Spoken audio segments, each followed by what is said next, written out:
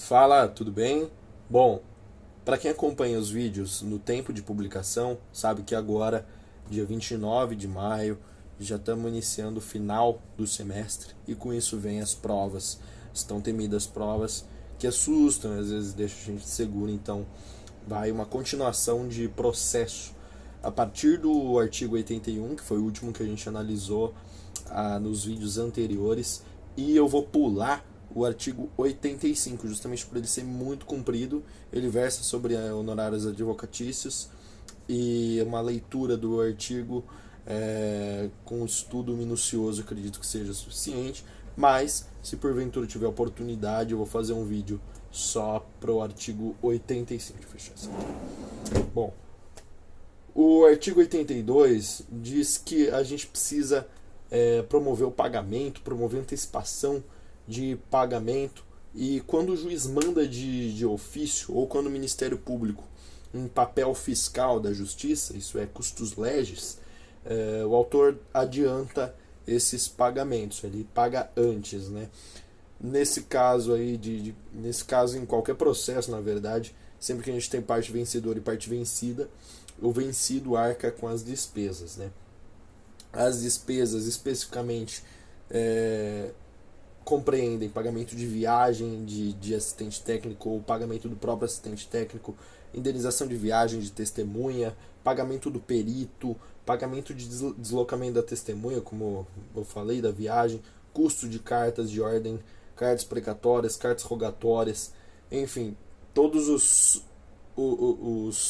as despesas que o processo inclui na vida das partes, né? Então, às vezes você chama uma testemunha, a testemunha é uma lojista e de repente ela deixa de ganhar uma grana porque você chamou pro processo. Você tem que pagar essa testemunha no valor que ela acabou perdendo por participar do processo, né? Então, a gente falou que o vencido vai arcar com os custos, né? Mas, se não tiver vencido e vencedor no processo, o pagamento fica a cargo de quem deu causa à ação. Tá? Artigo 83, custas para estrangeiros. Né? Então, se de repente o estrangeiro deve arcar com as custas do processo no Brasil, ele deixa um título, ele deixa um calção suficiente para pagar essa dívida, essas despesas processuais.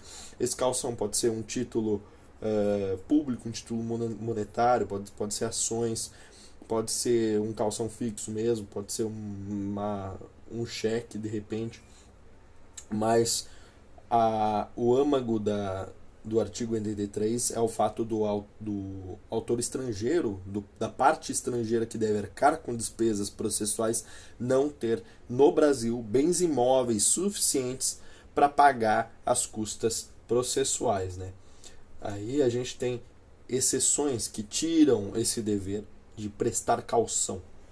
E são eles: quando a lei dispensa, quando o próprio título extrajudicial já paga essas custas, quando se cumpre sentença, então a fase de conhecimento já é passada, né? E a gente está em fase de execução, nesse caso de fase de execução, onde está sendo cumprida a sentença, onde está sendo executada a sentença, não se admite do estrangeiro o calção. E também quando uma sociedade alienígena é credora do réu. Isso não está enunciado no artigo, sem entendimento de jurisprudência e doutrina. E por último, na reconvenção. A gente não precisa deixar o calção na reconvenção, que é quando o próprio réu propõe uma ação, na mesma ação, contra o autor. Né? Muita gente vai estudando o Código de Processo Civil e às vezes chega num termo como esse, reconvenção, e não sabe o que é. Né? Artigo 84. É justamente o que eu já falei aqui no artigo 82, o que se entende por despesas. Então a gente tem pagamento de viagem, pagamento de assistente técnico, pagamento de deslocamento, custo das cartas de ordem, precatório e rogatório, enfim, já foi falado. Artigo 85, artigo enorme, a gente pula ele para não atrasar muito, fazer um estudo minucioso e um vídeo único do artigo 85, se possível. Artigo 86. Se parcialmente tivermos uma ação num processo uma parte vencedora e vencida ao mesmo tempo, e outra parte vencedora e vencida ao mesmo tempo, as despesas processuais são divididas proporcionalmente. Então, se no processo existe uma parte vencedora e vencida ao mesmo tempo, as despesas são divididas proporcionalmente com base na participação da ação, com base no que aquela parte agregou do valor da causa ou o que ela gerou de custas, né? E nesse caso, se por exemplo uma das partes vai pagar R$ 1.000 de despesa processual, estou inventando um número, claro que é bem mais que isso, mas se uma parte vai pagar R$ 1.000 de despesas processuais e a outra parte ficou incumbida proporcionalmente de pagar 50, como o valor dessa aqui é mínimo ante ao valor desta parte, essa parte absorve o valor dessa parte que deve pagar um valor reduzido. Então, se a parte de pagamento de um dos elementos, de uma das partes no processo for mínimo, ela será absorvida pela outra parte que tem um montante maior para pagar, né? Artigo 87, a gente fala também de vários vencidos. A gente tem várias partes que são vencidas, que perdem a ação. Como que a gente divide o pagamento nesse caso? Mesma coisa, proporção. E essa proporção ela é baseada na responsabilidade dos réus, dos vencidos, no caso, não necessariamente réus, né? Mas a proporção é baseada na responsabilidade, na participação que esses vencidos tiveram no final.